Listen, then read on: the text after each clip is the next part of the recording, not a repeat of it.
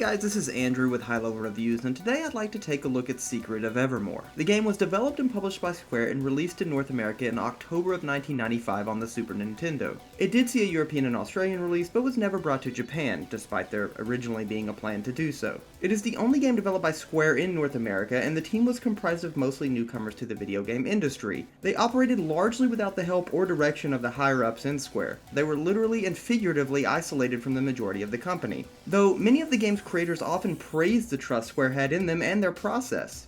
Given that, it's quite impressive what this team accomplished, and many of the members on that team went on to be remarkably successful in various fields. Though Secret of Evermore contains many similarities to Secret of Mana, such as switchable characters, the ring menu system, and real-time battles, it's not an entry in the series, and many gamers were upset after its release due to the perception that America got Secret of Evermore instead of Seiken Densetsu 3, which was the third installment in the Mana series and unfortunately never made it to America. Either way, this certainly affected, often negatively, the way people experience this title. Having played both, I can confidently say that Secret of Evermore is an impressive visual and aural experience with some inventive and challenging mechanics to keep the action fast and focused.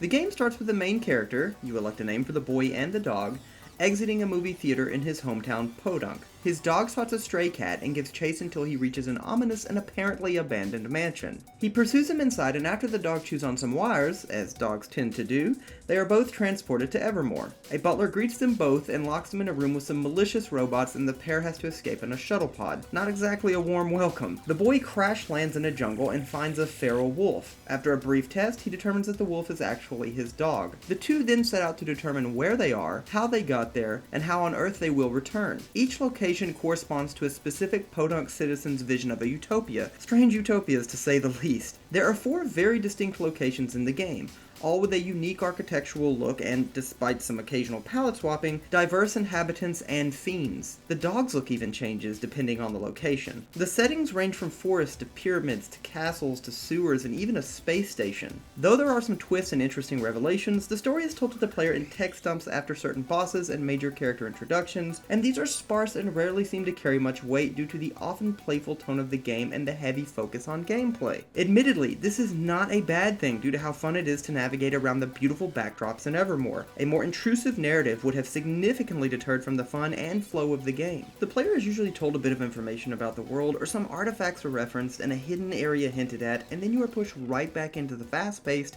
and crisp action. I felt it was the perfect balance for this game, and though it might have lacked the heart-wrenching moments and deep character development that we expect from Square's early titles, Secret of Evermore simply didn't need that or focus on it. It was a fun story with a bit of surprising depth near the end and plenty of compelling and charming characters. What absolutely sold me was the main character's penchant for fictional B-movie references and hilariously self-aware dialogue or responses from NPCs. The boy often uses his catalog-like knowledge of B-movies to familiarize a situation or setting that is altogether foreign and often strange to him. Not only that, but these allusions are often clever and will at least elicit a chuckle or two. At the end of the day, this is a story about a boy and his dog navigating a terrifying land together.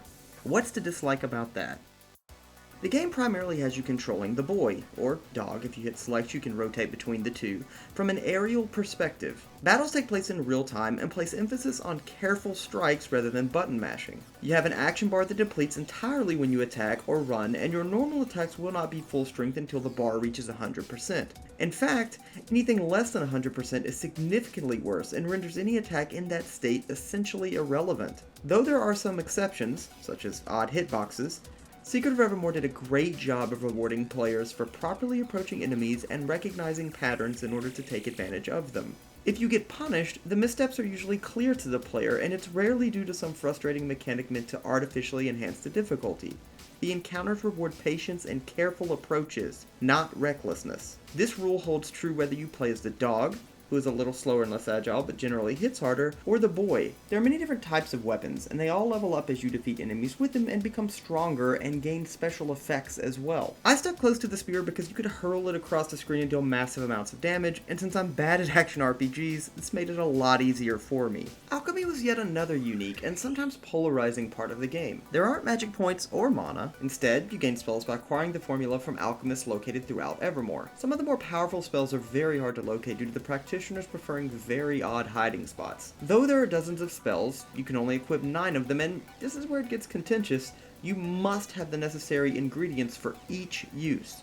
Just learning the spell isn't enough. Spells, much like weapons, also level up as you use them and become more potent. Many players felt it was too frustrating to have to manage your ingredients, and ended up ignoring the spells altogether, which, frustratingly enough, can make certain parts of the game very difficult. Personally, I didn't mind this system at all. I just grinded for a bit and leveled up a few powerful spells while also mass purchasing some of the ingredients needed. Though, admittedly, some ingredients aren't always available as the game progresses, so this can get a bit tricky. It does get tedious to have to incessantly monitor your ingredients and to occasionally have to make long and frustrating trips back to shops. It could have used some refining, but it was still a fun and distinctive approach to magic use. The ring menu system, though sometimes clunky and a little difficult to figure out initially, works really well with the game and enables the player to use items and quickly cast alchemy spells without breaking the action. There is also a marketplace minigame that, while a bit overwhelming initially, was quite addicting and insanely rewarding given that you can eventually trade for some powerful armor and charms. Overall, this game rewarded precision and carefully planned attacks over successive blows and haphazard strategies.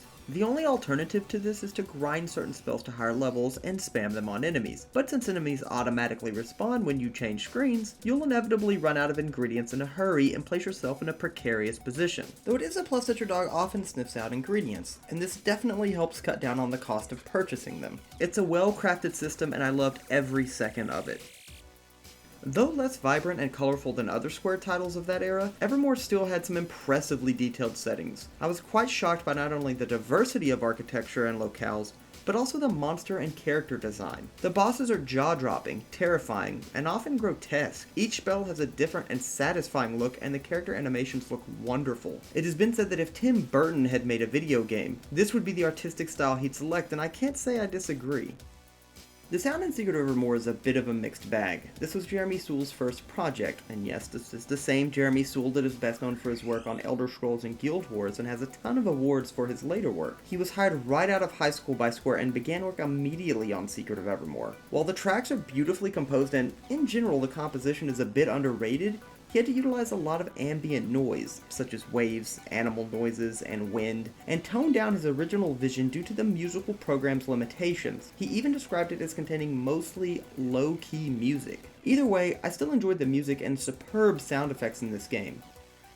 Though Secret of Evermore might have disappointed some by simply not being Seiken Densetsu 3, and there were a few valid criticisms focusing on its failure to meet prior standards of other contemporary Square titles, this was an ambitious endeavor that diverged effectively from prior action RPGs. It isn't the most refined of Square's works, but the cast of fresh blood that created this game clearly cared deeply for the world of Evermore and understood the complexities of video game design, both from a conceptual and technical standpoint. I loved this title. As an aside, I must also add that it was so very refreshing to revisit this era of gaming. It's far more rewarding, to me at least, to solve plot-related and environmental puzzles through problem-solving and trial and error rather than having arrows or giant indicators ushering me along. Though this era is admittedly rife with this rewarding design philosophy, it's still a joy to play a title that expertly employs it. Not to turn this review into an old versus new discussion, because to be quite honest, that argument is getting a little banal and tired, but I'd love to play more SNES titles, and any recommendations are more than welcome. If you enjoyed the review, don't forget to subscribe, like, and comment, and you can also find my Twitter right below the video. This has been Andrew with High Low Reviews, and I appreciate you guys stopping by.